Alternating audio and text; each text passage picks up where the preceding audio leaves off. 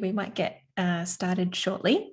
And my co-presenter hasn't quite made it in yet, but hopefully she'll be here shortly, and she'll be able to just slot on in and it's all going to be just fine.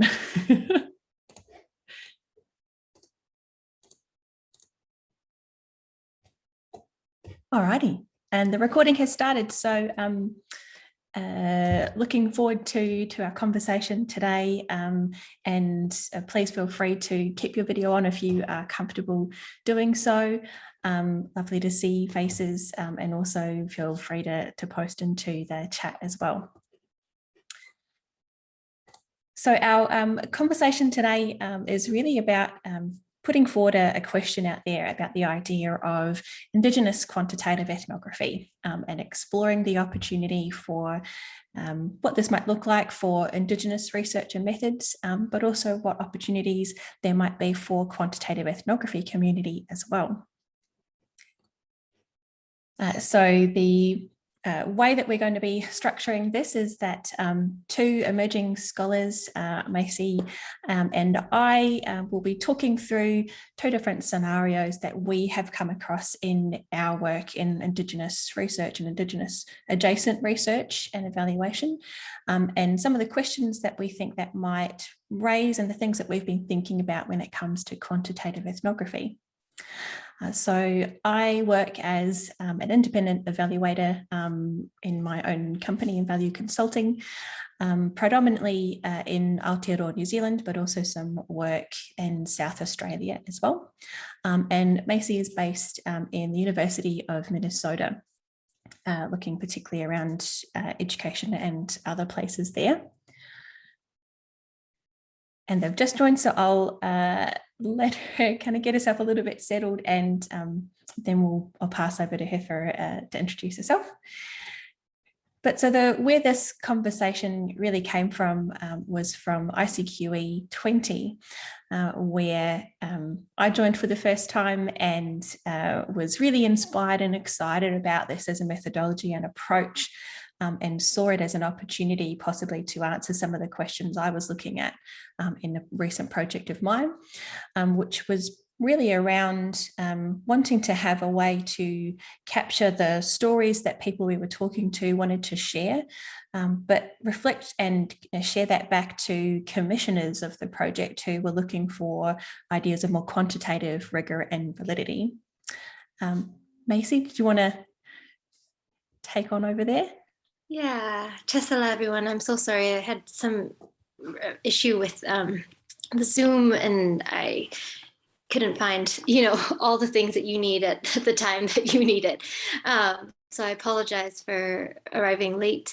But I'm, here on Dakota lands and originally from Hokchu and Lahu communities, both in kind of maritime Southeast Asia and northern Thailand. And I think, I'm an assistant professor at the University of Minnesota, but as Kaiwa was saying, I think one of the big things is really trying to think about from within Indigenous knowledge systems, and we can go on to that second slide, Kaiwa, how might Indigenous ways of knowing actually advance QE as a methodology, in addition to kind of, so I think thinking of two goals as Kaiwa was mentioning, one, how might we begin from Indigenous ways of knowing, and how might that and ideas of ethics and relationality and understanding stories advance QE as a methodology, and then relatedly, how might QE be applied to Indigenous contexts and kind of advance Indigenous research and work. Cool, thank you. And I do just want to acknowledge, I'm joining from Kaurna country, the traditional custodians of the Adelaide Plains in South Australia, but my people are the Ngāti Tūkorohe, Ngāti Porou and Te Whānau Āpinui people in the North Island of Aotearoa, New Zealand. And it's a wonderful privilege to be being able to tell the stories of two very different groups of people. And that's a huge honor. So today we will be basing our conversation, and it really will be a conversation primarily between Macy and I and the panel that we have, which we'll introduce shortly. But we're also wanting to have contributions from those of you who are also joined and watching today around two different kind of stories. So Macy and I will each introduce a story from our experience, and then we'll also invite the panel to reflect on that, to think about opportunities and constraints coming from their respective areas of expertise. And towards the end, we want to collate some of the thoughts about some of the practical implications and next steps. And the invitation here is to be a part of the conversation today in this session, in the community session that follows, on Twitter, and also in the AMA Slack channel, where we'll be a part of, and happy to and keen to continue that conversation as much as we can. So I'd like to introduce, or hand over to our panel to introduce themselves now. So first is Jason. Nana Manari, greetings everyone. My name is Jason Santalo. I'm Garua and Barringam. My tribes are from southwest Gulf Country and southeast Queensland. I'd really like to pay my respects to First Nations custodians, elders past and present, to my Indigenous relations here, sending love to all communities suffering right now in these exceptional times. And yeah, special thanks to Macy for the invite to present today as well. Yeah, I'm Associate Professor in the School of Design here at the University of Technology, Sydney at the moment. And I have a law degree background, have a Master's in Social Sciences and a Creative Doctorate as well. Thank you. Thanks, Jason. Peter?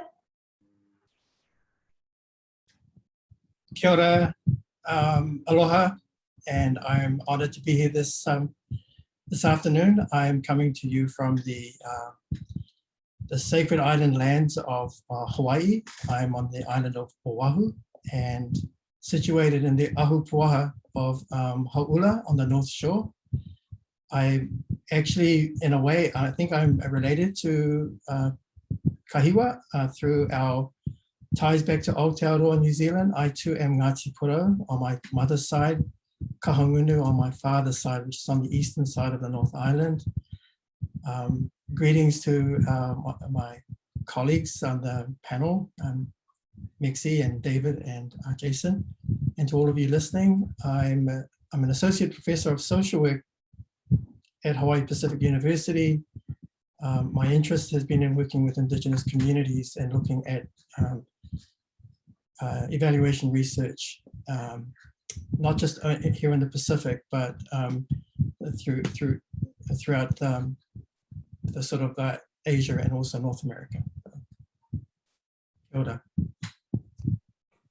Kia ora, thanks, Peter. And David? Yeah, hi, I'm David Williamson Schaefer. I'm originally from New York, but now coming to you from the University of Wisconsin, which is on Ho-Chunk land in Wisconsin. I want to thank the panelists for having the opportunity to discuss this important topic. And also special thanks to Kahiwa and Macy, who had brief conversations with at the last ICQE, and they've really taken this ball and run with it. And I'm delighted that they're pushing this agenda forward. So I'm looking forward to talking with all of you and learning from you.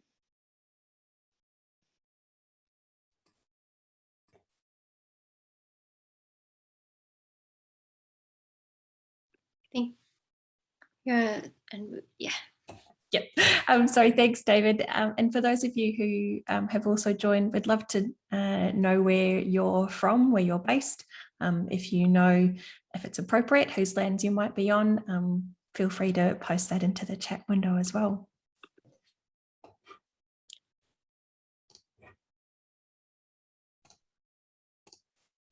So our first story comes from a scenario for me in particular that was top of mind when I came to ICQE20 earlier this year.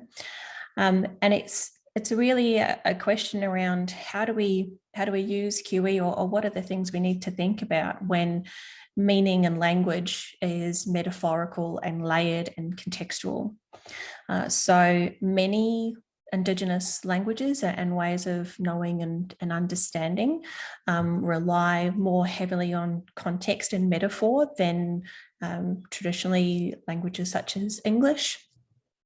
And some of the challenges that can happen then is, a word or a phrase can have very, very different meanings and purpose and construct, depending on the situation in which it's used, the person who's saying it, to whom, and that's not even taking into account the layers of story and metaphor, which are often used as very common communication approaches.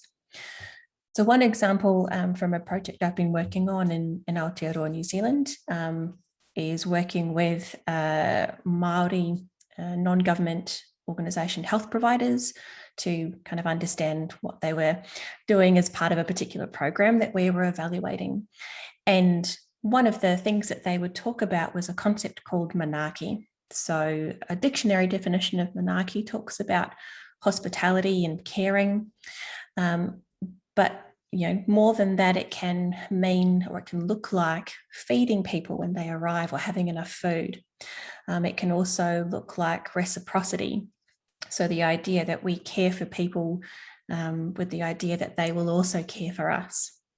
So in a healthcare kind of context, for some providers, it looked like making sure not only were we delivering the actual health intervention that they were being paid for, but around that we were also offering food, that the space was comfortable, that the whole family was able to come all together, rather than wanting to break people up into different age groups and eligibility criteria. And so as they talked through their experience of what they did and why, this concept of manaaki came up in a variety of different places. And if we were to look at just the word or the activities, that manaaki might be a theme, then there could be a bit of a challenge there. So typically coding approaches ask us to break down information into discrete pieces to apply a code. And so some of the questions that I've been wondering about are, how might we account for the notion that one word or one phrase might mean multiple things just in one interview, for example? And even though we know, and one of the strengths of QE is that it invites us to bring all of those codes and those relationships back together to create meaning through that connection to other contexts. One of the things that I wonder about is, what do we lose at that very first step when we break things down into these individual codes? And in the keynote earlier today, Vita asked about the opportunity for machine-based learning for coding, and the affordances that might give us when we're able to do that coding of larger data sets more quickly, to do a first layer and then enable a human eye to go back in and verify. And when that comes up, the things that I wonder about, what might we need to teach the algorithm to make sure that it can account for these deeply contextual, metaphorical uses of language, or how might our AI tools need to adapt to be suitable for these kinds of approaches of meaning and language and usage. So in that environment where we're trying to analyze language and make meaning in something that's really metaphorical and layered and contextual, where a single story might mean a different thing to different people at a different time, but the story is still the same. I think that's one of the challenges that I've been kind of grappling with. So thinking about that kind of first context, some questions for the panel. So I'm wondering, maybe Peter, what are some of the approaches to coding and analysis that you've kind of used that might be grounded in Indigenous ways of knowing that you think might be useful to keep in mind? Hello, thanks for the question. So I think some of the questions or the thoughts or the that you've raised are really important, especially around what you lose. I think the struggle for a lot of Indigenous communities is we speak in the language of our colonizers, right? So, we don't speak Te Reo Māori, but there are efforts, in terms of how we have to report back to our funders. And the same here in Hawaii. There's some brilliant researchers, brilliant coders here, evaluators here. And that's the one question we always struggle with, is how do we draw out the essence of a lot of these programs we evaluate, these services. And I think one of the important things is to understand, and you mentioned metaphor, and context. You'll find, obviously, in a lot of Indigenous communities, the use of metaphor or the use of stories, because that's pretty much what we are talking about.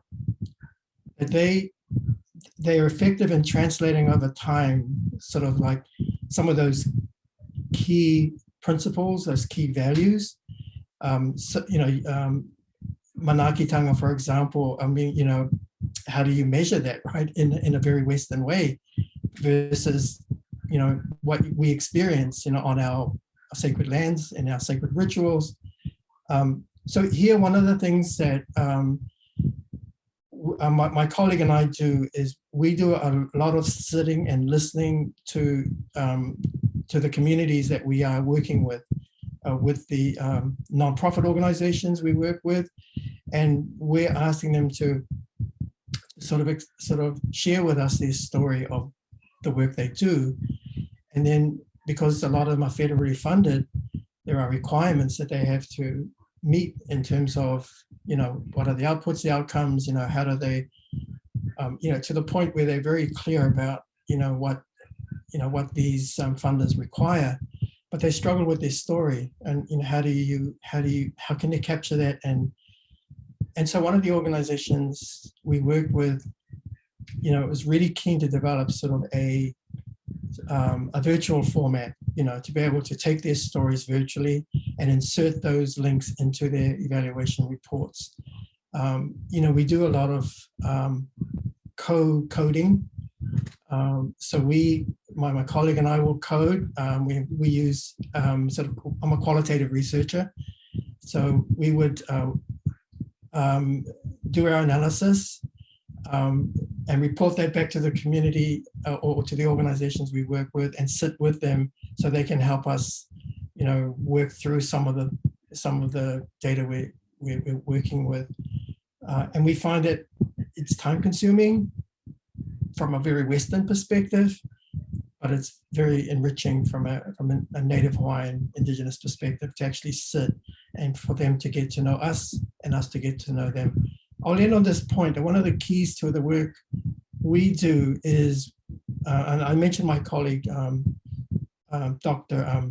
Paula Morelli, is we're really clear about my role as an Indigenous male and her role as an Indigenous woman, that we need to sort of resolve a lot of these things because we're working with our communities. And so we're adamant that that we have to be able to sit with each other and be honest with each other about where I'm coming from, where she's coming from, and let the communities know that. The point I'm trying to make is we know the community honors us when they feel comfortable about scolding us for what we do. I mean, that sounds really odd, but to be able to sit there and for them to sort of say to you, we don't like this. Where were you? How come you're not doing this? That's a trust thing for us, that they're able to do that. And a lot of researchers don't kind of like get it. They feel hurt by that. We value it. So I'll end on that. So.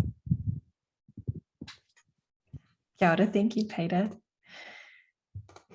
So I'm wondering, maybe Jason, are there any other approaches to sense making that you wanted to share? Oh, yes. Thank you, Kahiwa. Yeah, I as a filmmaker, I think that crosses over between the sharing of knowledge and using creative practices. I really, hope to offer a brief reflection on the importance of intention in Indigenous research and interrogate notions of translation and transmodal contexts. In my mind, we need to challenge uncertainties of intent and the classification and codification of Indigenous experiences at jurisdictional and climate scales. I really would draw upon, my esteemed colleagues' work, Aileen Morton-Robinson's articulation of the white possessive, and Joanne Archibald's Indigenous story work is really, fantastic theoretical frameworks as well.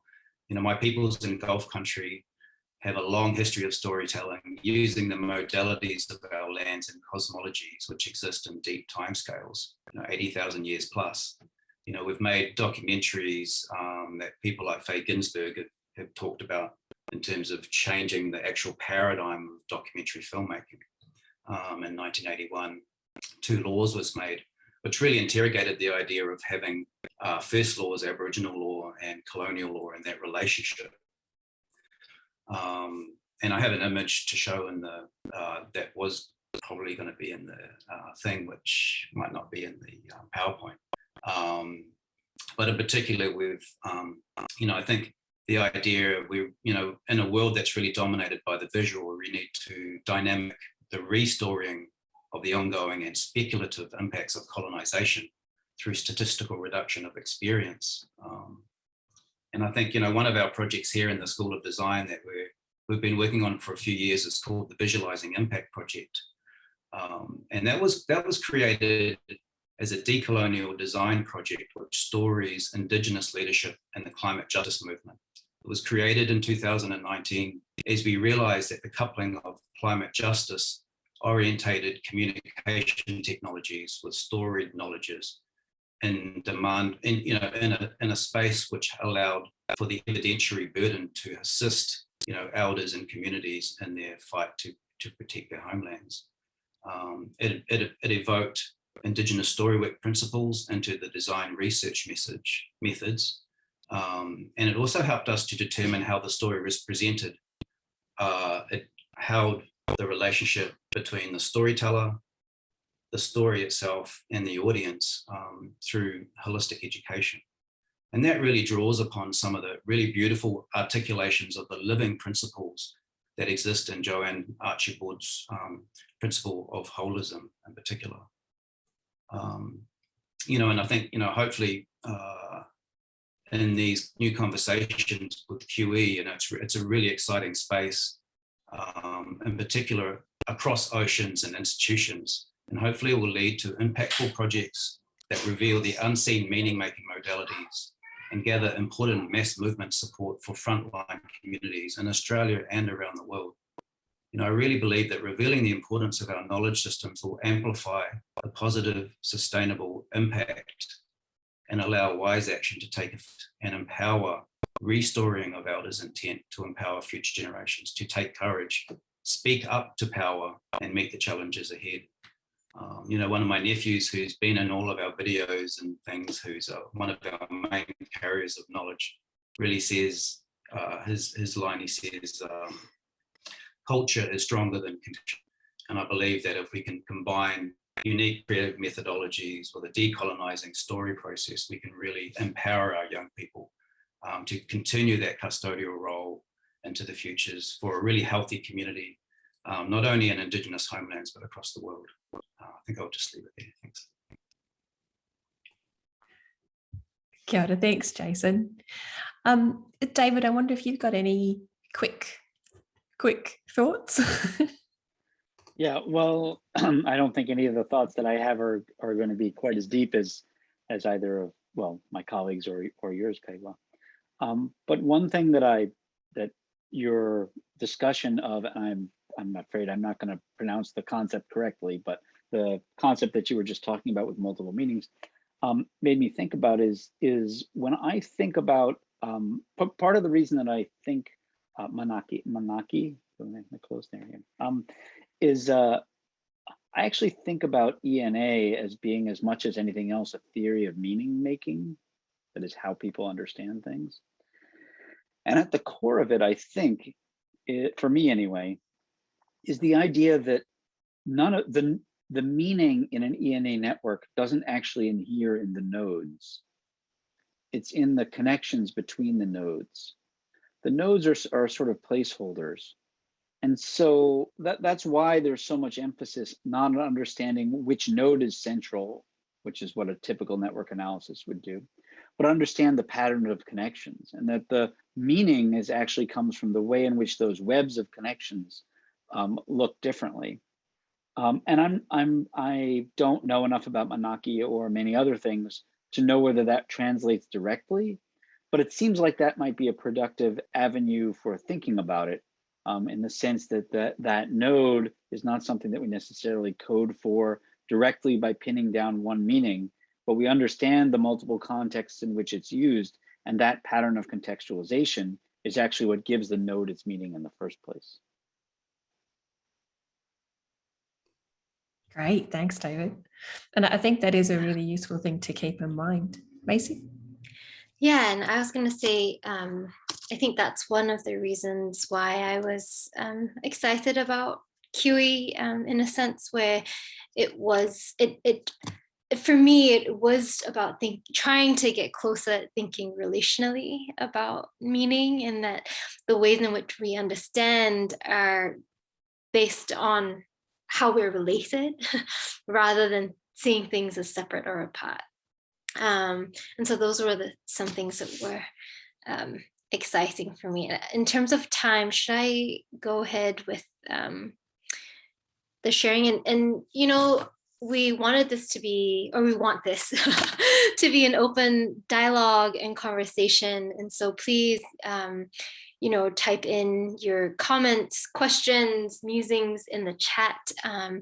This is, and you know, just to echo Kaiwa, like this, we don't have the answers to a lot of this, and which is why it's just such an honor to have, you know, Drs. De Santolo, Dr. Mataida, and Dr. Schaefer here, just to help us get closer to think about what an Indigenous QE might be.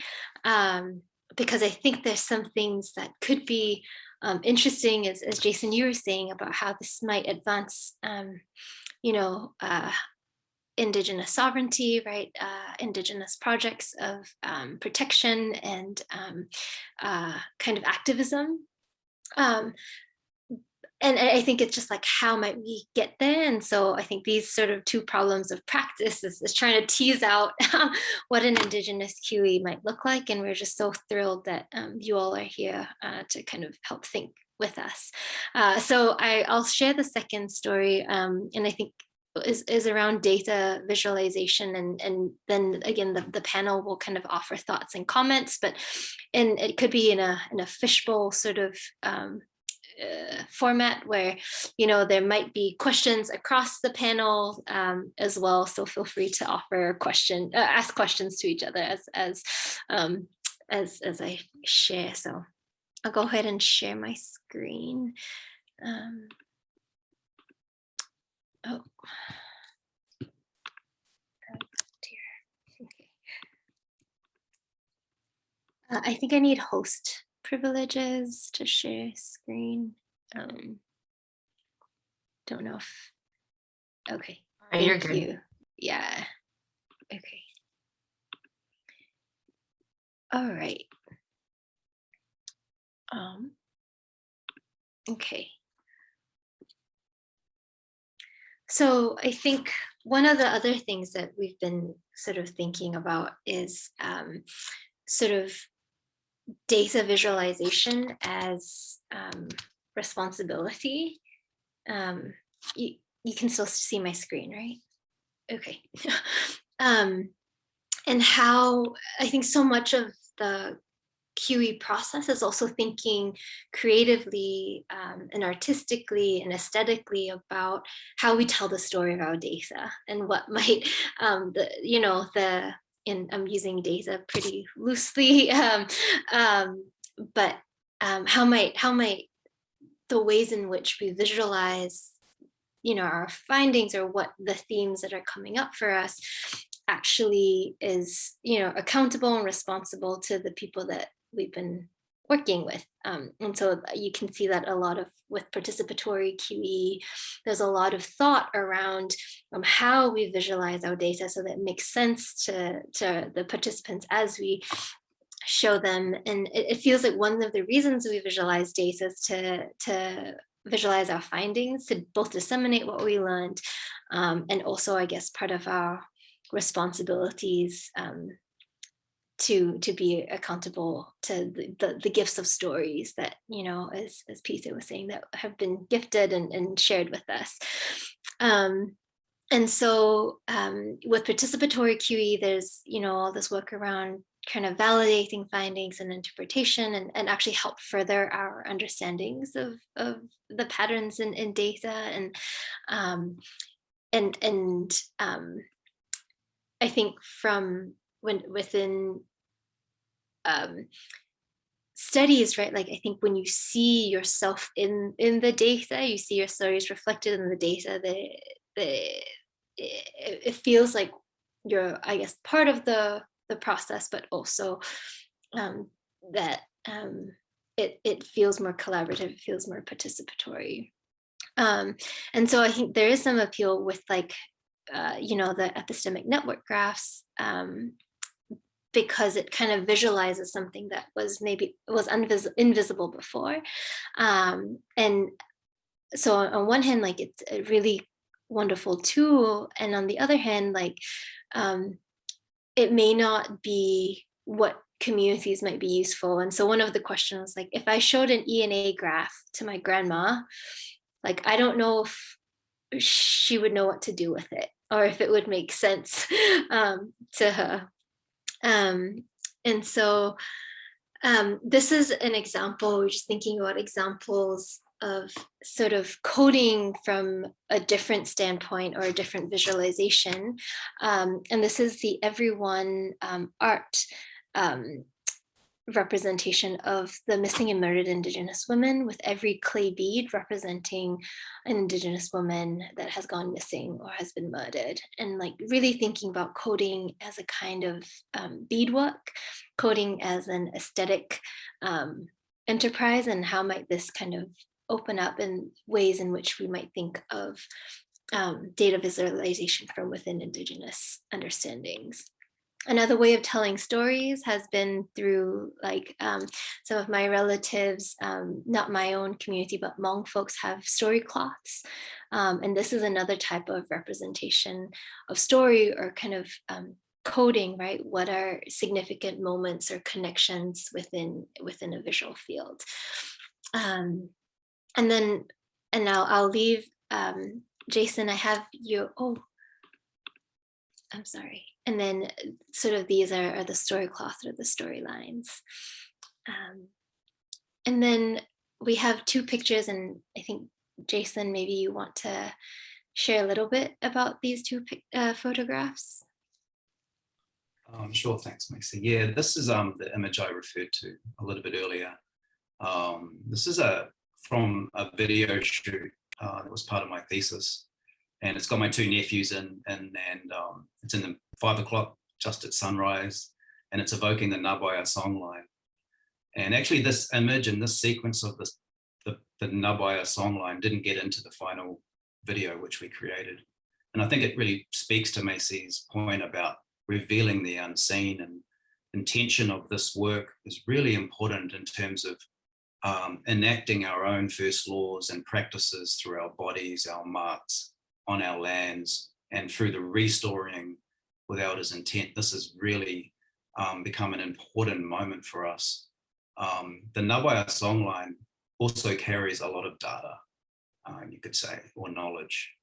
It travels for thousands of kilometers, connects communities and clans all the way across Australia. It travels from Western Australia through our homelands in the Territory, Northern Territory, and all the way to Queensland. So it's a significant repository of ecological and biological knowledge, kinship systems. And the idea of restoring that into a digital format, into a bush reggae track, a music video, is really interesting, because the elders want this knowledge to live on through living principles. And in the next image, Macy, yeah, this is all of my family. One of our main leaders, Nancy McDeany, my mum, one of my traditional mums, with Scotty there and the nephews, they're actually evoking that Ngābaia songline and singing it out the front here on Gadigal lands, up against these huge multinational corporations, Glencore, who has been, significantly contaminating our waterways. And it was at that point that we realized we really, in the experience of contamination in our bodies and the sort of the data around that, we needed to balance that out with our own stories, so that we story our own experience and maintain that liberation and that movement, which was really important in terms of bringing our young people into the mix. Thanks, Macy. Thanks, Jason. Yeah, and I guess we'll stop there for reactions, comments from the panel. I mean, can songs, should songs, right? Both can songs be coded? Should they be?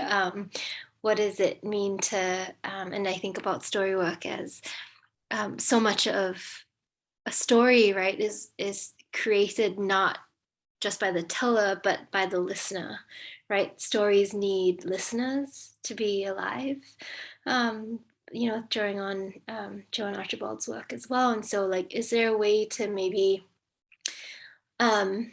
code responses to a song or to a story rather than the story itself?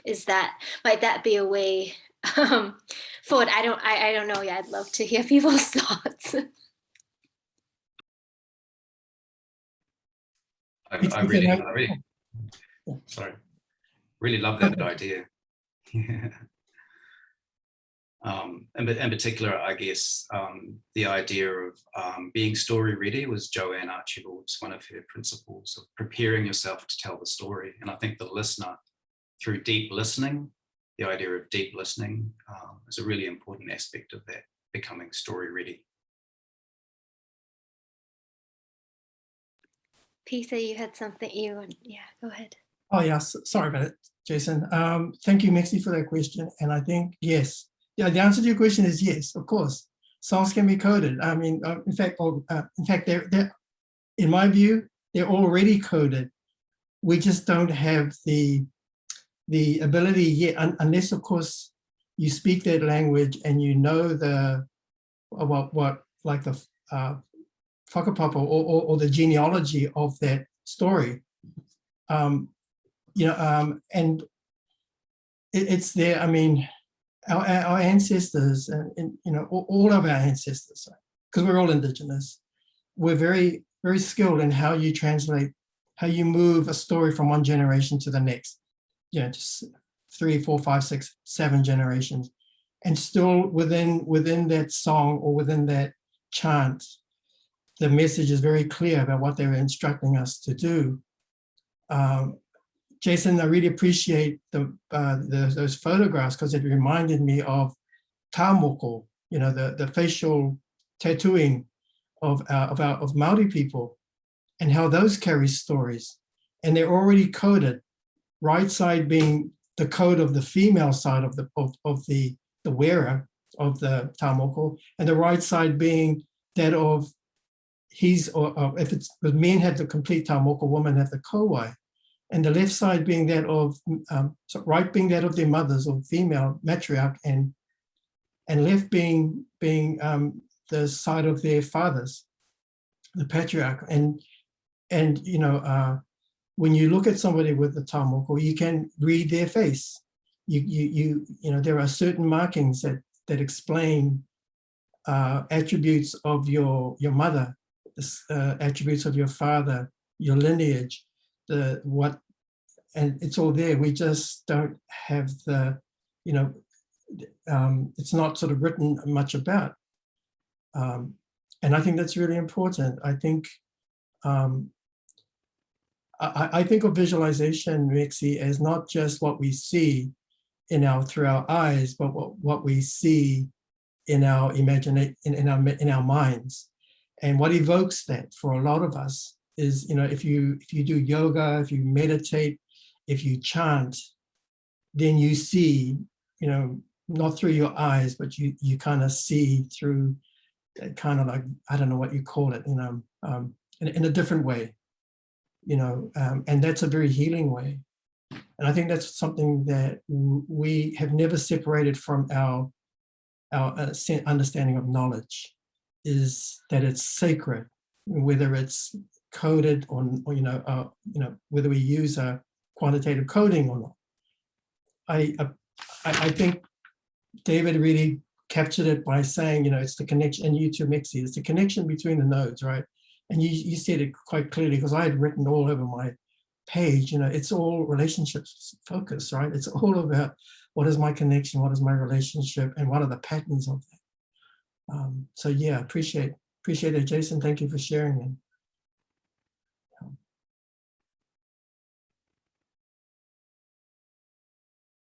David, I don't know if you'd like to. Yeah. I was just struck by the beadwork picture and your comment about showing it to your grandmother. And one of the things that I think there's actually in another session, there's somebody who's giving a whole paper about this, but I think one of the things that has made QE and ENA something that people want to take up is that there actually is a certain beauty in the presentation of those figures. And obviously it's beauty that requires a certain understanding to appreciate, and that's true of all beauty, I would argue. But we thought very consciously about making an object that would, to the audience that we were speaking to, actually have an aesthetic appeal. We spent time, and again, as I say, there's somebody who's sort of deconstructed it in the paper, but how the lines would look, how things would be presented, what the scaling of things would be. And so that's just to say, I not to suggest that I'm not pushing back on the idea that the beadwork, coding as beadwork is a different thing, but that there is that, I think that idea of things being beautiful goes very deep.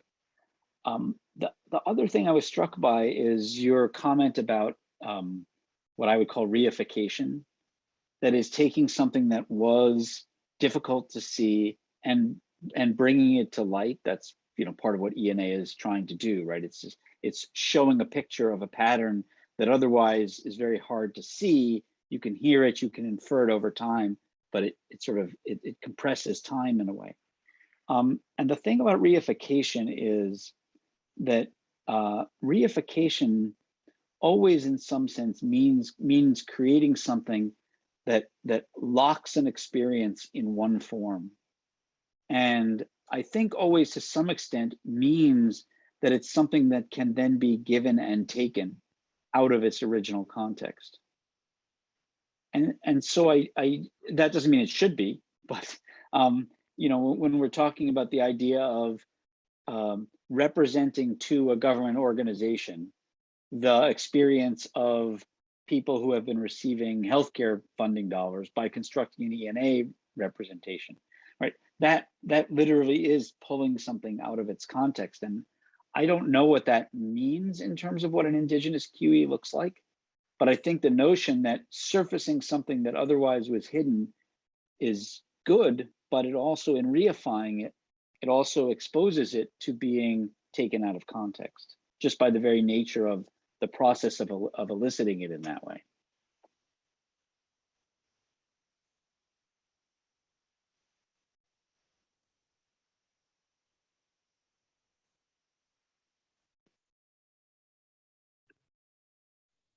Yeah, I'm just, there's so much to sit with and, continue to think about.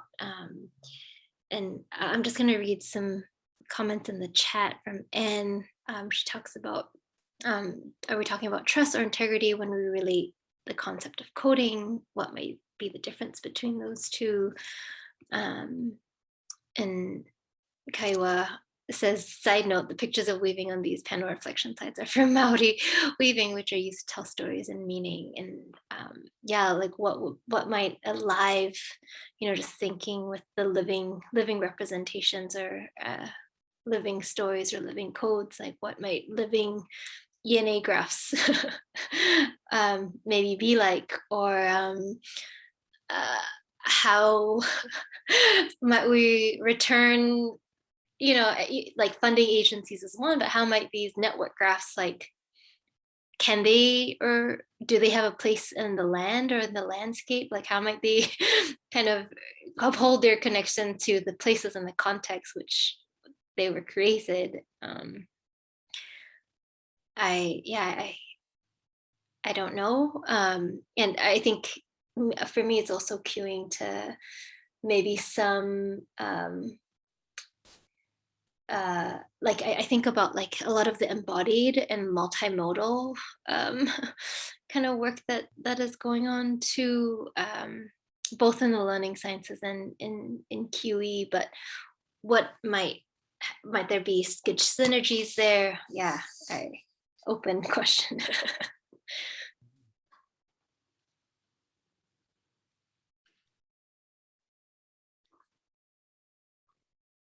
I just, I did have a little, just that really sparked,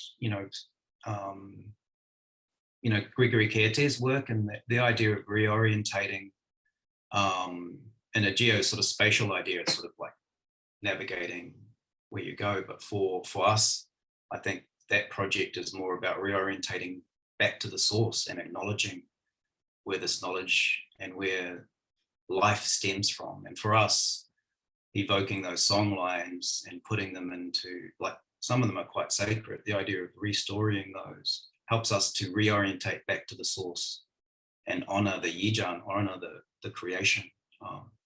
And I think, there's something that's in that, perhaps, in terms of renewal and reorientation and the understanding of,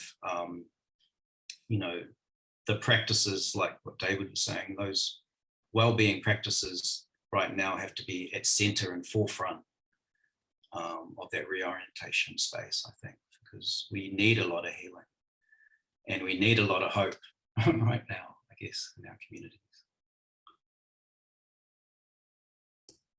I think one of the things that sparks for me, building off that, and also a comment from Peter earlier about that knowledge is sacred.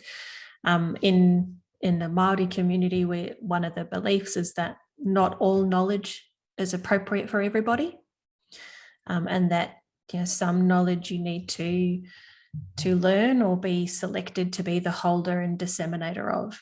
And if we think about that in the context of data visualization as well, to me there's a question there of not only who should have access to data kind of throughout our typical research process and all of the things around protecting and security and privacy and confidentiality, but also in terms of our end product, the thing that we use to share our story and communicate that. It makes me wonder what might be some opportunities for visualizing the insights of a research project in a way that would be appropriate for different communities potentially, and how does that sit with the idea of open source and things, which is outside of the context in our scope for this conversation, but certainly some of the things that we've been thinking about as well.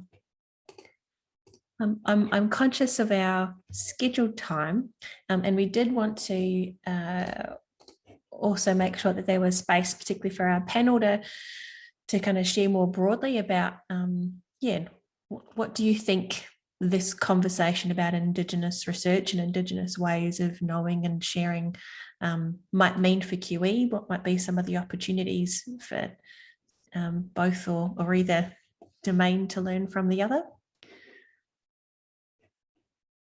And if there are comments from the other folks on the call, please, feel free to speak aloud or type in the chat. Just that open invitation.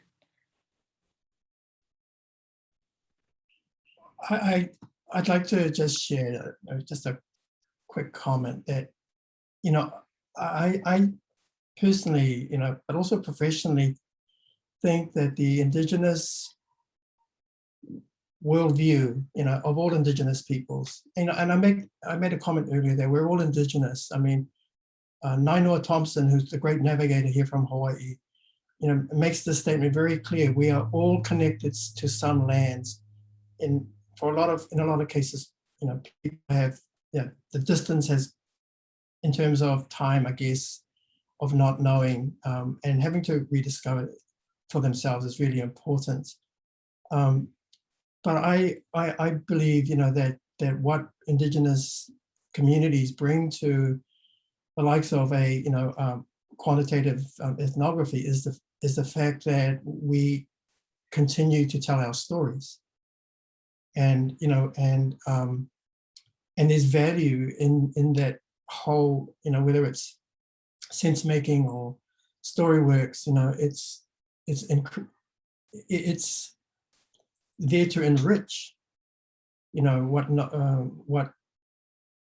what knowledge comes about, or what learning or what information comes about. So, I just want to make that very clear, that it's not a, it's not Indigenous over here and, Western over. It is, we, Indigenous people have always, if you think about it, have in a way been forgiving, if that's the right term, or accepting. It's just the resistance seems to come from sort of the scientific community. As you well know, Kahiwa, what happened in Aotearoa early this year, when we had 7 esteemed Pākehā or white professors disclaim Māori knowledge as being scientifically based, created a huge international kind of like, surge of kind of, just outrage at who are these, scientists to say that what Māori have relied on for centuries in terms of agriculture, in terms of, studying the stars and, and navigating, just to claim that as not being scientifically based. And, and after those comments were made in one of the local in newspapers, in the Listener, Māori were willing to sit with these scholars, these academics, and explain to them, because they really didn't have an understanding of what mātauranga Māori is, which is Māori knowledge that's derived from the sciences and sort of the stories of our people. And that, how do you think we navigated the Pacific? Well, long before any Western colonizer came to the Pacific, when Māori were trading with Hawaiians, with the Japanese, in our own vessels. How did we do that? So I just wanted to sort of say that Indigenous quantitative, ethnography is really to provide some of those those connections that David talked about between the nodes. And I think it's an exciting field. So I'm struck in this discussion by something that I hadn't really started out thinking about when we were talking about Indigenous QE. And what started me was asking the question, well, what's the value to an Indigenous way of knowing, or to an Indigenous community, of having some kind of mathematical representation of knowledge or experience? I mean, why would we want to do that in the first place? And I don't know the answer to that question, but what that got me thinking about is something that we don't always talk about in the context of QE, but is very deeply embedded in it, which is that there is a way in which you can look at QE as being a way of kind of tacking back and forth and reciprocally thinking from both quantitative and qualitative perspectives about a problem. But the reason that goes beyond just a mixed method, or one of the reasons it goes beyond, is that at a very deep level, QE is actually harmonizing 2 different epistemological stances that are often seen as being separate. And it does that through, there's a very specific sort of mechanism by which it does that. And that's the notion of theoretical saturation and statistical significance. And a way of seeing those as both being the same thing. And so it seems to me that there is, as you guys have pointed out, right? There's one kind of a pragmatic way of thinking about this, which is there some way we could use QE to, you know, support Indigenous communities in getting access to the resources that they want and, you know, being able to work within the political system. But at that deeper level, it seems to me that finding the way in which there are aspects of qualitative and quantitative methods as they're practiced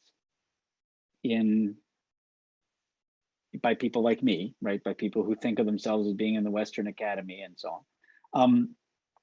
Where is that point of contact, that epistemological point of contact, where something that I understand deeply from these perspectives and something that somebody who understands Maori or other Indigenous knowledge practices actually come to see as being the same thing? It's that crossover point where we're not just tacking back and forth, we actually are rotating around the same kind of fixed point in epistemological space.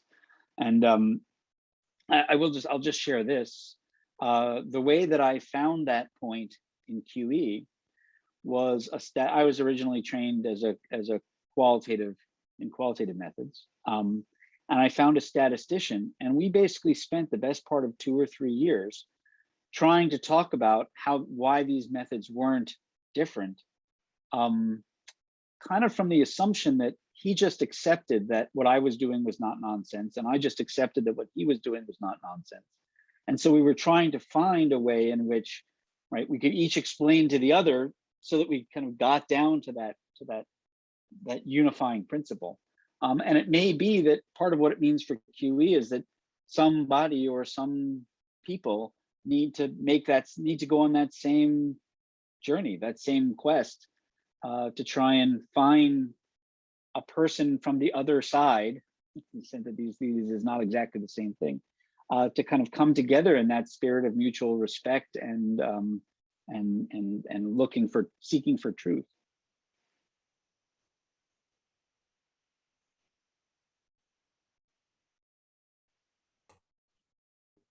Thanks, David. I think that's a really exciting idea to put out into the universe, and certainly agree that there's an opportunity there to look at how are we talking about the same thing but in different ways, and what might be some opportunities to bring those together as much as possible. I just want to open the floor to Jason if you had any other final comments that you wanted to make.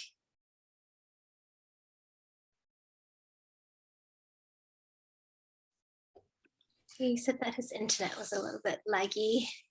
Okay. But go ahead, Yeah, Jason. sorry everyone. Just wanted to say, yeah, I've been, you know, it's a really exciting conversation, and you know, I think from our perspective in terms of some of the work that our elders are wanting to see done, I think this has huge potential, and we need allies, accomplices, witnesses, and collaborators in this space to build, you know, rebuild and future a better world, which is much more sustainable and more aligned with some of these, you know, really old living principles that all of our communities carry forward. So once again, thanks so much for inviting me to be part of the conversation. Thanks, Jason. And thank you also to Peter and David for your time today. I think we are coming up on the end of our scheduled time. So we just wanted to say you know, to those of you who are joined today, or who might be watching the recording later on, you know, this is an invitation from Macy and I to join the conversation with us. We're still learning, and I think this is something that is, you know, has the potential to grow and evolve over time, and that's going to need people working alongside us to do exactly what David said, which is to see how we can and rotate around each other, and learn and share with each other. Macy? Yeah, just all of that 2 or 3 years kaiwa, we're only like half a year down. So just so grateful to David, Pisa, Jason, and Danielle, Alex, Presley, Emily, and I think there's someone else, Eric, for being here. The thoughts are churning. We're excited to continue this conversation, and we'll stick around if folks wanted to share anything after. But Pisa or David wanted to say anything else, I think. Just obuya nahale for being here, and I'm excited to find the point or points to scheme and dream and continue to grow in healthful ways alongside you all. Thank you, and to echo that, tēnā tātou katoa, ngā mihi mai aha ki a koutou, karanga mai, haere mai, whakakōrero mai. Thank you so much to all of you for joining. Really looking forward to the conversation that goes over the next while. Please come and join us in the community chat session. I'm on the Slack, so happy to answer questions on the AMA channel there. And can probably also find us on Twitter and other socials as well. But yes, thank you all so very much. Have a wonderful rest of the day. So Danielle yes. just sent the Zoom link in the chat for the community chat session for those who are interested in continuing the conversation. So I'll definitely join that, and maybe if others are there, we'll see you there.